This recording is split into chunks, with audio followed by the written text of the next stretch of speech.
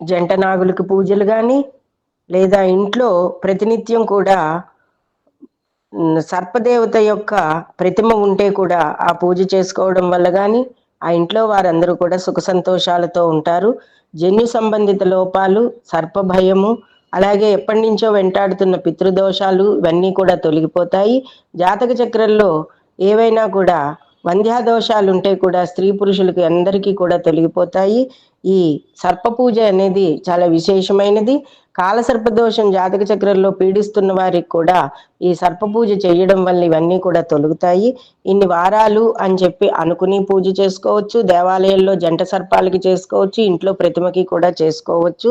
సర్వమంగళదో నిత్యం సుఖదో భుజగేశ్వర యసం కీర్తించ విపులాం శ్రియమాయు ప్రయచ్చత. ఈ స్వామిని పూజించడం వలన చాలా విశేషమైన సుఫలితాలను కలుగుతాయని చెప్పబడుతోంది. నీరోగం దేహ పుష్టించ సర్వవస్యం ధనాగమం పశుధాన్యాభివృద్ధించ యశోవృద్ధించ శాశ్వతం.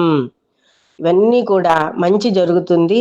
కాబట్టి కార్తీక మాసంలో, శ్రావణ మాసంలో వచ్చే పంచమి తిథి, అలాగే చవితి తిథుల్లోనూ, అలాగే ఎన్ని వారాలని చెప్పి దేవాలయానికి వెళ్ళి రావి చెట్టు వేప చెట్టు కింద ఉన్న సర్పాలకు పూజ చేసినట్లయితే, అవి కళ్యాణ సర్పాలు అంటారా, జంట సర్పాలని, వాటికి పూజ చేసినట్లయితే చాలా విశేషమైన సుఫలితాలు కలుగుతాయి. మనకి రేపు రాబోయే చవితి పంచమంలో కూడా ఈ 2 రోజులు కూడా విశేషమైన పూజలు చేసుకోవచ్చు. ఈ కార్తీక మాసం అంతా కూడా నాగులకి పాలు పోసినట్లయితే సకల శుభ ఫలితాలు కూడా కలుగుతాయి. ఈ క్రింది లింక్ని క్లిక్ చేసినట్లయితే మీకు నాగేంద్రుడి యొక్క